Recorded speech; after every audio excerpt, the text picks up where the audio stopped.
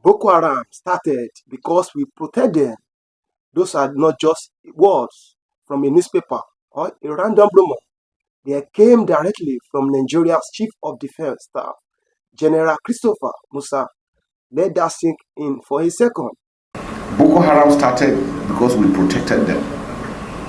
They started as a small group, and if it had been nipped in the bud, we probably wouldn't have gotten to where we are today. The Lakrawas came in, we brought them in, and we said they are our friends and their families until they started attacking us. The message here is when you grow a monster, he grows beyond you and wants to take more from you. So we must learn to say no to monsters. Any evil one that means by planning any evil against this country must never ever be supported, because it is the silence of the majority that gives them that opportunity to grow to who they become. The people must be part of the solution. I always want to remind people that the citizens, that the terrorists survive within the communities. If we allow them, they will thrive. If we disallow them, they will never survive. Same terror group that has spying tens of thousands, burned entire villages, kidnapped our school children, has been living among us, protected by people we see every day. If we allow them, they will thrive. If we disallow them, they will never survive. First and Second World War was very clear. When citizens stood up against the enemy, they didn't give them food, they didn't give them fuel, because sometimes you sit down and think, 16 years we'll be fighting Boko Haram, how have they been surviving? Who has been funding them? These are questions we should ask ourselves. Where are they getting the fuel they're getting? They're getting from us. We have commercial drivers that will go and take full tank, go out, go and siphon fuel and give them. Sometimes they have pre-arranged locations. They siphon fuel in jerry cans, dig holes and drop it and phone them and tell them where the fuel. These are the people that keep them going. So why are we doing this to ourselves? What is the motive? Are you going to be happy if your country fails? You want to be a refugee or an IDP somewhere else? Those are questions we must be able to ask and answer. This is why forums such as this are invaluable. They provide a platform for citizens to receive first-hand information from government and security practitioners. Such transparent engagement not only build trust, but also counter the void often filled with misinformation, disinformation, and propaganda. At the time when sentiments and perceptions shape reality, it is vital that we dominate the narrative with facts, clarity, and sincerity. Citizens must hear directly from their leaders, not through distorted third-party sources. Like I said, not many people are happy that Nigeria is still standing strong today. And we seem not to realize that. A lot of people wish us bad, wish that we have disintegrated for their own selfish interests, and we must not allow that. The media environment in Nigeria has changed drastically. The rise of new media has democratized information access and also created opportunities for hate speech, dissent, and manipulated narratives to flourish. Social media. If you notice, most of the videos that are being peddled are videos of old or maybe some other countries, and they make it look as if it is true or it is recent. And sometimes we carry it hook, line, and sinker. And the next thing is everybody is insulting, attacking the government or attacking the security forces. Gentlemen, they need your support. Men work on support from the citizens, because that is where they get their morale from. If the morale of your troops fails, they will never be able to do their work. In this video, we break down what the general really said, why these admissions matters, and what it means for Nigeria's fight against terrorism.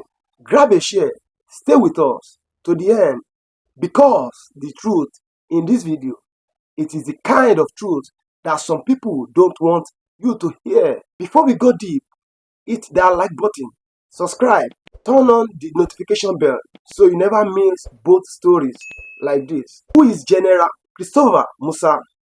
Let's start with the man behind the shocking statement. General Christopher Musa, Nigeria's current Chief of Defense Staff. He is not a politician. He is not an activist. He is the highest ranking military officer in Nigeria, the man in charge of coordinating the army, navy, and Air Force. When he speaks, it's not gossip, it is not propaganda, it is straight from the top of the Nigeria defense system. Recently, at a major national security forum, General Musa opened up.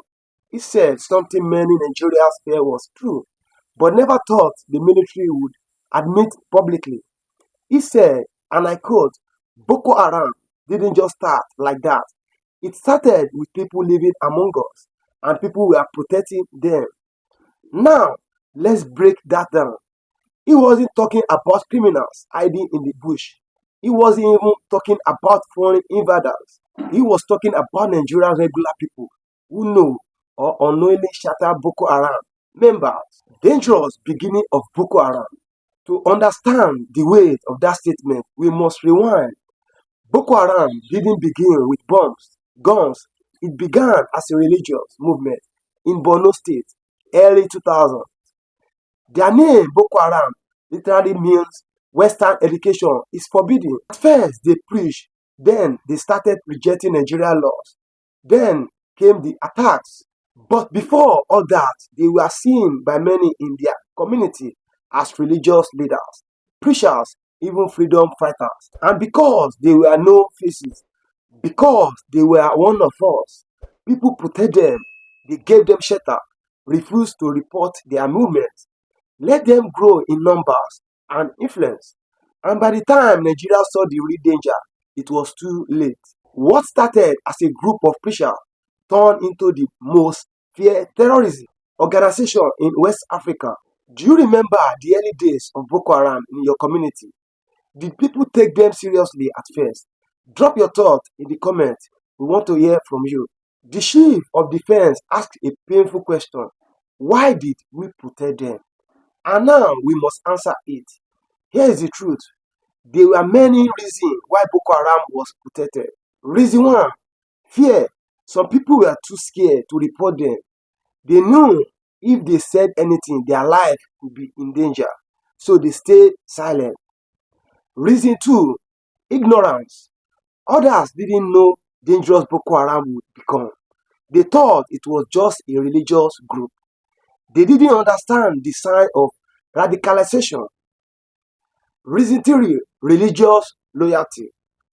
Some genuinely believe Boko Haram ideology. They support it quietly. They welcome it into their homes. Reason four, political silence.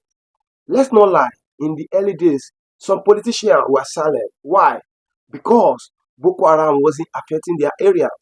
They looked away. They refused to act and they allowed the virus to spread. Result, by the time the bomb started going off, it was already too late. Let's be honest, this statement from General Musa is also a confession. It is an admission that Nigeria military, intelligence, and leadership missed the early sign. For years, we were told the military was in control, that terrorism was under control. In reality, Boko Haram was going under our noses. This is not just about blaming the past, it is about learning from it. Because, as General Musa said, even now they are still living among us. Let that sink in. Boko Haram, ISWAP, bandits, they didn't disappear. They didn't vanish after the military bombed their camps. According to General Musa, they are still among us. They live in towns. They wear normal clothes. They mix with ordinary people. Some go to mosque or church. Some run businesses. Some even work in public offices. And yet, they feed intelligence to the enemy. They leak military movement. They air plan kidnappings. The enemy is not always in the bush. Sometimes the enemy is our neighbor. What will you do if you discover someone around you was working with terrorism? Will you report it or stay silent to protect yourself? Tell us in the comments. Let's talk about it. When Boko Haram started, many Nigerians believed the government would act fast. But years passed and the killing continued. Let's remember Chibok girls kidnapped in 2014, over 200 school girls taken. Baga massacre, over 2,000 people. Pine in 2015. Countless bombing in Meduguri, Abuja, Yobe, Adamawa. For every life lost, people ask, how did we get here? Now we know we got here because we didn't stop them early, because we protect them, because we allow fear, politics, and ignorance to silence us. This is the painful truth. So, what is the chief of defense asking Nigeria to do now? He said, security is everyone's responsibility. You must report suspicious activities. You must reject violence. You must help us win this war. That means if you see someone acting suspicious, report it. If you notice strange people in your community, speak out. If someone is preaching hate, stop them. Silence is no longer an option because silence is what gave Boko Haram the power in the first place. This isn't just about Boko Haram. It is about how we, as a country, allow evil to grow. We protect people because they are our own. We keep quiet because we don't want trouble. We forgive too quickly and forget too easily. But how can Nigeria move forward if we keep repeating the same mistakes? It started with honesty, it continued with action, and it ends when every Nigerian says enough is enough. Boko Haram didn't just happen to us. We helped it happen. That is the truth. That is the truth General Musa just confirmed. And that is the truth we must never ignore again. Let this video be a wake-up call. Let it be a warning. And most importantly, let it be the beginning of a change. Thanks for watching. If you found this video informative, eyes-opening, or even painful, like it, share it, comment below. Tag someone who needs to hear this truth. We cannot defeat terrorism if we are too scared to talk about it.